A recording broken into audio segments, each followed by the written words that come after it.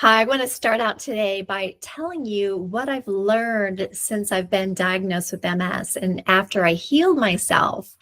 And I healed myself within the first 5 months, 4 to 5 months. And most of my symptoms were gone really within the first 6 to 8 weeks. And let me tell you about that a little bit, and then I'll get into what I've learned. So in 2015, I was diagnosed with MS. And as a typical person, you go to the doctor to figure out what's wrong with you, right? And I had a blind spot in my left eye.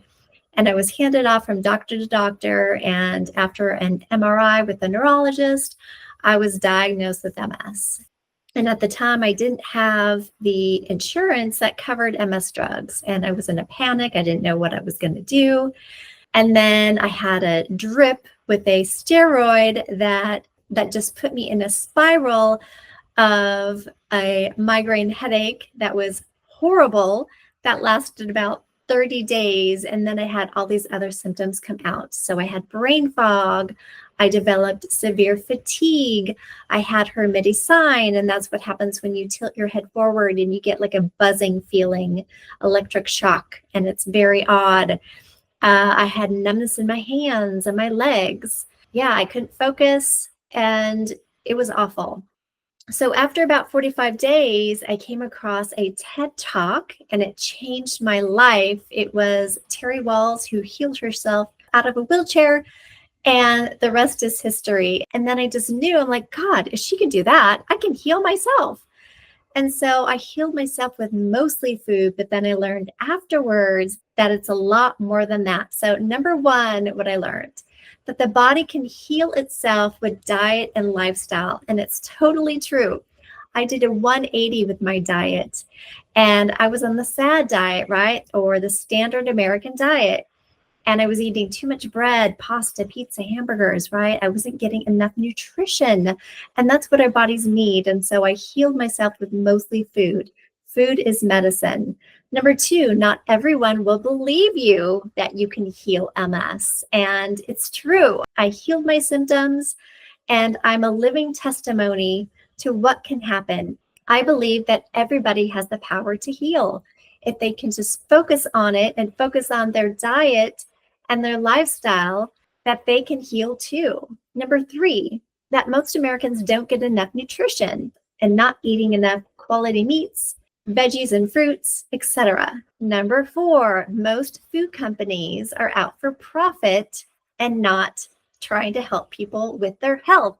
As you probably know, there's a lot of ultra processed foods out there. And there's more of these foods available than there are fruits and vegetables and eggs and quality meats. And it's sad that we've been turning into this kind of society and not eating for our health. Number five, we can be our own doctors. I think we've been programmed to really listen to that doctor or person in the white jacket when we can really do our own research and figure out that we can heal ourselves. It's diet and lifestyle. And I'll say that again and again and again. And it's not just me, it's a lot of people that I've interviewed, and also all the research that I've done. Number six, the body has incredible healing powers. So when I healed the blind spot in my left eye, yes, it took between 4 and 5 months, but I was amazed to have this power. And everybody can do this. You can heal all of your symptoms. You just need to, number one, learn how to do it. Number two, want to do it. And number three, you have to believe you can do it. And actually, believing should be number one. Number seven, we're not educated about healing ourselves and staying healthy. So I had to learn all of this. After I healed myself, I became a nutritionist and a certified health coach. And now I help other people heal too. But when I had that aha moment after I watched that TED Talk, I thought, oh my God, how come I didn't know this? How come we don't know this as a society? We need to be educated about this. And I know that in the next 20 to 40, 50 years, it's going to be standard that we're all going to know how to do this. At least we're going to be educated on it. Number nine, long-term medication is not needed. There will never be a magic pill for MS. There never will be a magic pill for diabetes or any other autoimmune disease or heart disease. We are the cure. You are the cure. So if you can change your diet and lifestyle and you want to heal and you learn how to do it, you can do it. Number 10, we're not educated on what our bodies need. And I'm talking about micronutrients and macronutrients.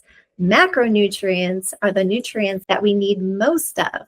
And this is protein, fat, and fiber. And the fiber also stands for carbs. And it's not the carbs like breads that you're thinking of or pasta. It's carbs in fruits and veggies that we need. Number 11, it's really vital that we test ourselves for nutrient deficiencies.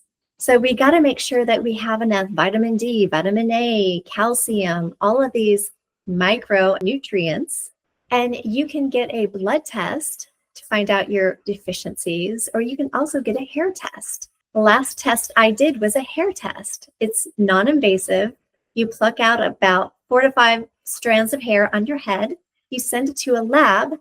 In a week or so, you get the results and you find out what you're deficient in. If you're deficient in vitamin D, for example, then you go outside a little bit more, you eat more foods with vitamin D, and most people actually need a supplement of vitamin D. And vitamin D3 is what I take. And if you take that with vitamin K2, it absorbs better in your body. So it's really important you know this information. Number 12, taking daily supplements might be something that your body needs. And most of us in America do need supplements to keep our body sufficient in our health. Because if we're missing a lot of nutrients, then this leads to our body's not working the way they're supposed to and leads to disease. So it's really important you figure out what you might be deficient in. Number 13, what I learned, taking out dairy, gluten, and sugar out of my diet while I was healing was something that fast-tracked my healing. Now, I eat a little bit of those items now, but this is what I did after I healed. But while I was healing, and actually 2 to 3 to 4 years after I healed, I still didn't touch those things. But now my body is healthier than ever. And my rule now is if I eat 90 to 95% good whole food, my body can take care of the rest. But while you're healing, I would be really careful and really focus on nutrient-dense foods and taking out sugar, gluten, and dairy. Number 14, like I just said, focusing on nutrient-rich foods is really important. So, here's an example. You want to get your greens in, your dark greens every day. You want to try to eat sulfur-rich foods. And these are foods like broccoli, cauliflower, Brussels sprouts, cabbage, onions, garlic, mushrooms. They're very healing. And then you also want to focus on colored vegetables, colored all the way through, like carrots, bell peppers, asparagus. These are really important. And then eating those good proteins. Animal proteins help me get well. So I ate wild-caught fish, grass-fed beef, organic chicken, and I still eat those foods. Number 15, not everybody is willing to put in the work to heal. I'll give you an example. I was coaching a gal, and she gave up 3 or 4 times. And the first thing she told me after a couple of weeks was, this new diet is too hard and I just can't do it. And then she came back to me a couple of weeks later. She goes, okay, I'm willing to try again. So we got back on the plan. And then she said, my mother is not feeling well. I need to take care of her. So I need to focus on that instead of my diet. So I can't do this right now. And then she came back again. And then there was another excuse that came up. So I learned that not everybody is willing to put in the work to heal. Number 16, not everybody wants to heal. And that was something that was really surprising to me too. Some people are just happy the way they are. They're happy eating the foods that they want to eat. They're happy with their current lifestyle and they don't want to change. So that's, again, another thing I learned. Number 17, that trauma, our past trauma, can be a catalyst for disease. And I know this because I've read some books on it, I've done some research on it, and I had a good friend who told me more than once that I had a difficult childhood. And this is a friend who knows me really, really well. And looking back, I thought, oh my gosh, I do have to work out some things. So, number one, I had to forgive the person. This is a parent figure that didn't treat me so well in my childhood. And I had that stuck in my body, and I had to learn how to forgive. I had to learn how to forgive that person. So if you have somebody that has abused you in any way, and I know it might be hard for a lot of people, but forgiveness is really important for healing. If you can forgive, the healing will begin. Number 18, I realized that stress can be a catalyst for disease. So if you're in a stressful job, you just need to learn how to mitigate that. If you're a mom of 2, 3, 4 kids, stay home mom, and it's stressful for you, you just need to learn how to go to the park and sit on the bench. And, while your kids play, you need to de-stress, or you need to make more quiet time. So, I mean, there's a lot of things that you can do to mitigate stress, and we all deal with stress. We just need to learn how to deal with it better and mitigate it so that it's not affecting our health. Number 19, it matters who you surround yourself with. So if you're not around people that bring you joy, then you need to start setting boundaries for those people.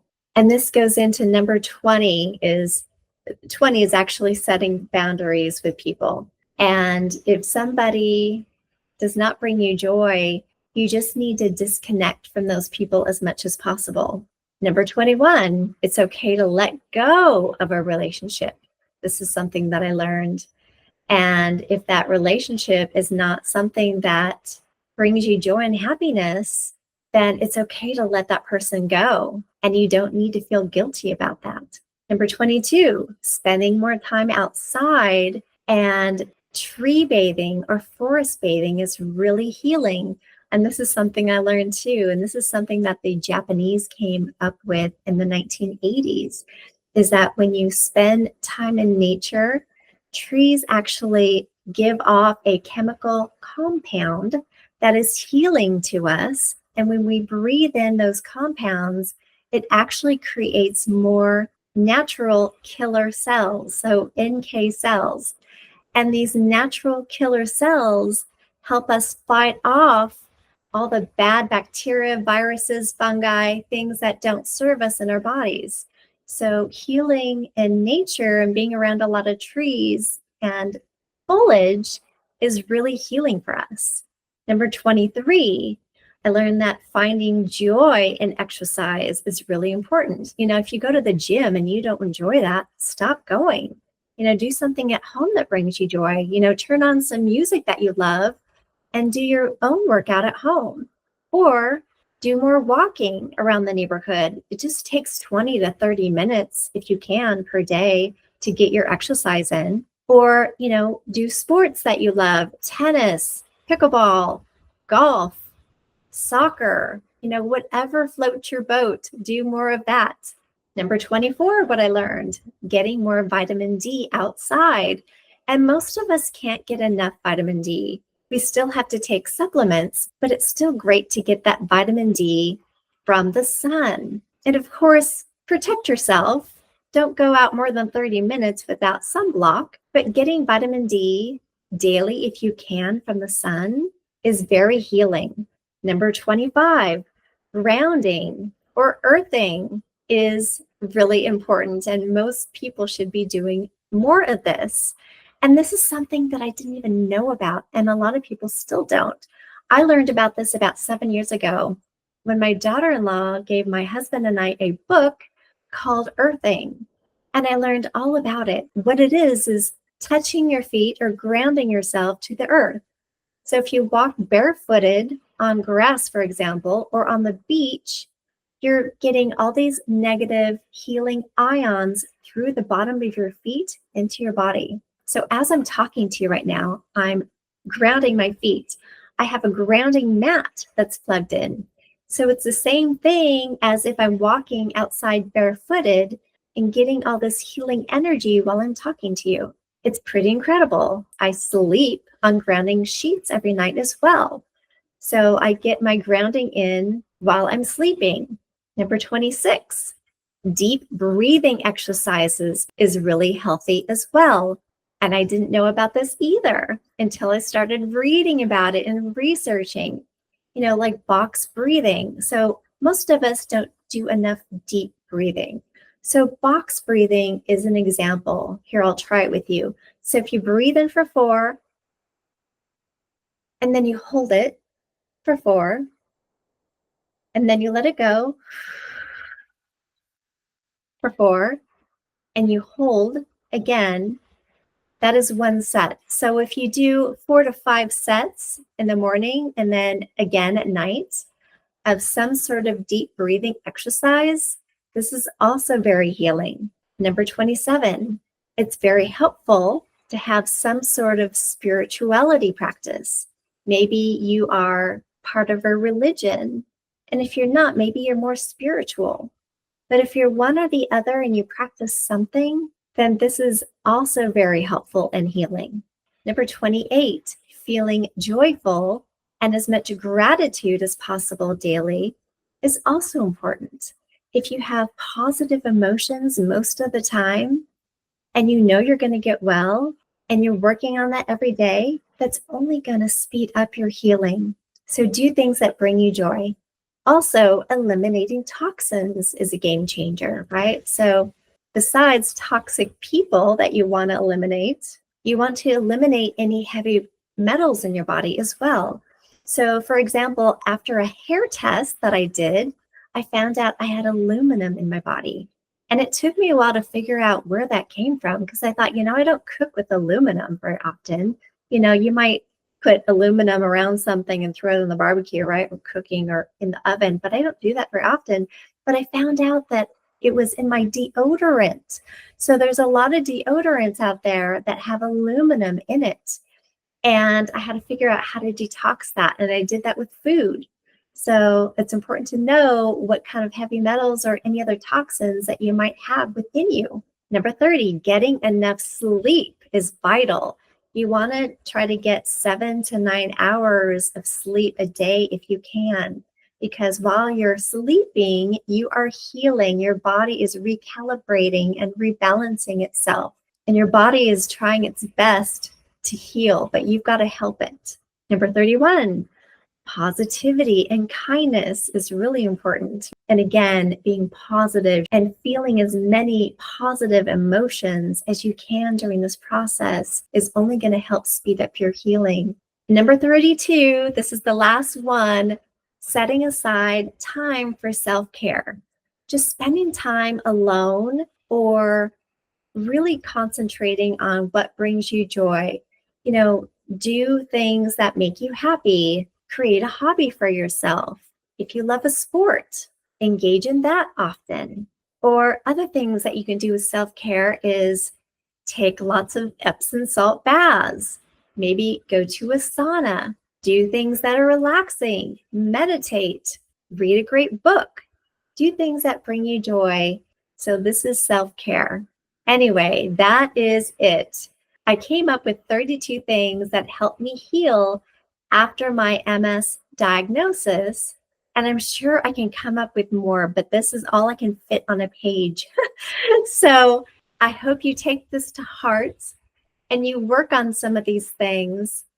And until next time, nourish your way to health.